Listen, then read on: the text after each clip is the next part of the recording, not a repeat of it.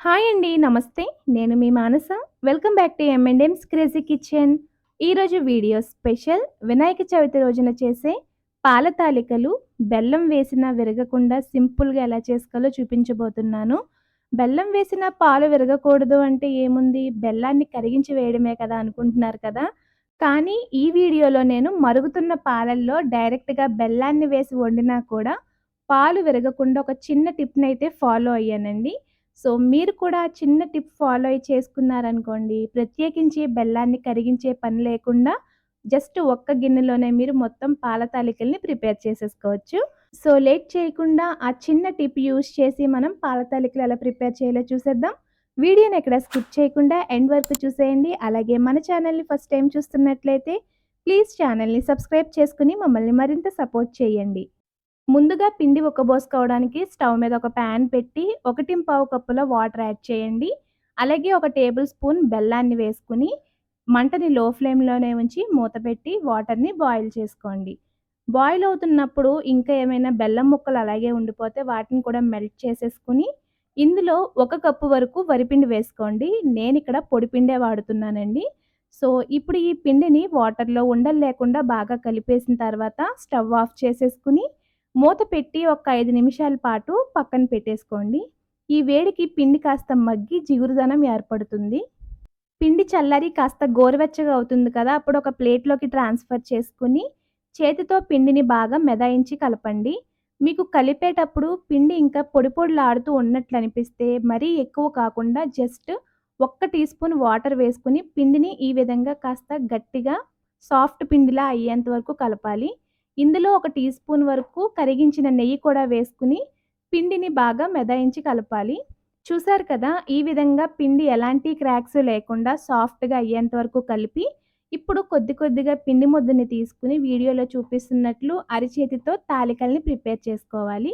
మీరు కావాలి అనుకుంటే కాస్త పొడి పిండిని జల్లుకునైనా చేసుకోవచ్చు. లేకపోతే చేతికి కాస్త నెయ్యి అప్లై చేసుకునైనా తాలికల్ని, ఉండ్రాళ్ళని ప్రిపేర్ చేసుకోండి. తాలికలు ప్రిపేర్ చేసేలోపు స్టవ్ మీద ఒక హాఫ్ లీటర్ పాలను పెట్టి మరిగించండి. పాలు మరిగేలోపు మనం స్పీడ్‌గా తాలికలను కూడా ప్రిపేర్ చేసుకోవచ్చు. తాలికలతో పాటుగా లెక్కగా 3, 5, 9, 11 అని చెప్పి ఉండ్రాళ్ళను కూడా ప్రిపేర్ చేస్తారు. సో, ఇక్కడ నేను ఒక 11 ఉండ్రాళ్ళనైతే ప్రిపేర్ చేశాను. అలాగే 2, 3 ఉండ్రాళ్ళకి అయ్యేంత పిండిని మాత్రం వదిలేసి వేరొక బౌల్‌లో వేసుకొని కొద్దిగా వాటర్ యాడ్ చేసి ఉండలు లేకుండా పిండిని ఈ విధంగా కలిపేసుకోవాలి. పిండిని కాస్త పల్చగా కలిపి పక్కన పెట్టుకోండి. మనం మొత్తం తాలికలన్నీ ప్రిపేర్ చేసేలోపు పొయ్యి మీద పెట్టిన పాలు కూడా మరుగుతూ ఉంటాయి. పాలు ఇలా ఒక పొంగొచ్చిన తర్వాత ఒకసారి కలిపి ప్రిపేర్ చేసి పెట్టుకున్న తాలికలు, ఉండ్రాళ్ళు అన్నింటిని కూడా వేసుకోవాలి. ఉండ్రాళ్ళు వేసేటప్పుడు మంటని లో ఫ్లేమ్‌లోని, వేసిన తర్వాత మంటని హై ఫ్లేమ్‌లో పెట్టి ఉడికించుకోవాలి. తాలికలు కాస్త సెన్సిటివ్‌గా ఉంటాయి కాబట్టి మరీ ఎక్కువగా కలపకుండా వేసిన వెంటనే ఒక్కసారి కలిపి మంటని హై ఫ్లేమ్‌లోనే ఉంచి ఒక 10-12 నిమిషాల పాటు ఉడికించుకోవాలి. మధ్య మధ్యలో ఒక్కొక్కసారి కలుపుతూ ఉడికించుకోవాలి. తాలికలు పూర్తిగా ఉడికాయో లేదో తెలుసుకోవడానికి ఇలా చేత్తో నొక్కి చూడండి. ఎక్కడైనా మీకింకా పొడి పొడిగా తగులుతున్నట్లు అనిపిస్తే మరొక 2 నిమిషాల పాటు ఉడికించండి. ఇక్కడ మనకైతే పూర్తిగా ఉడికిపోయినాయి కదా! ఇప్పుడు ప్రిపేర్ చేసి పెట్టుకున్న వరిపిండి వాటర్‌ని కూడా వేసుకొని, ఈ మొత్తం మిక్చర్ అంతటిని కూడా ఒక 2 నిమిషాల పాటు ఉడికించుకోవాలి. 2 నిమిషాల తర్వాత మనకి చూసారు కదా! బ్యాటర్ ఈ విధంగా కాస్త దగ్గర పడుతుందనమాట. ఇప్పుడు ఇందులో ఒక టీ స్పూన్ వరకు యాలకుల పొడి, నేతిలో వేపి పెట్టుకున్న జీడిపప్పు, బాదం వేసుకొని కలిపేసుకోవాలి. ఇప్పుడు అసలు సిసలైన స్టెప్‌కొచ్చేసామండి. అదేనండి బెల్లం వేసే టైమొచ్చేసింది. ఇప్పుడు మరుగుతున్న పాలల్లో 1:30 కప్పుల వరకు తురిమిన బెల్లాన్ని వేసి, ఒకసారి కలిపి వెంటనే స్టవ్ ఆఫ్ చేసేసి మూత పెట్టేయండి. ఎప్పుడైనా సరే పాలు, బెల్లం కలిపి ఉడికితేనేనండి పాలు విరిగిపోతాయి. మనం ఇక్కడ వేసి ఇమ్మీడియేట్‌గా స్టవ్ ఆఫ్ చేసేసాం కాబట్టి, ఆ టిప్ వల్లే పాలైతే విరగకుండా ఉంటాయన్నమాట. అలాగే పాల వేడికి బెల్లం కూడా ఈజీగా మెల్ట్ అయిపోయి పాలల్లో బాగా కలిసిపోతుంది. ఒక 5 మినిట్స్ తర్వాత మీరు మూత తీసి చూసారంటే పాలు విరగవు, బెల్లం కూడా పూర్తిగా కరిగిపోతుంది.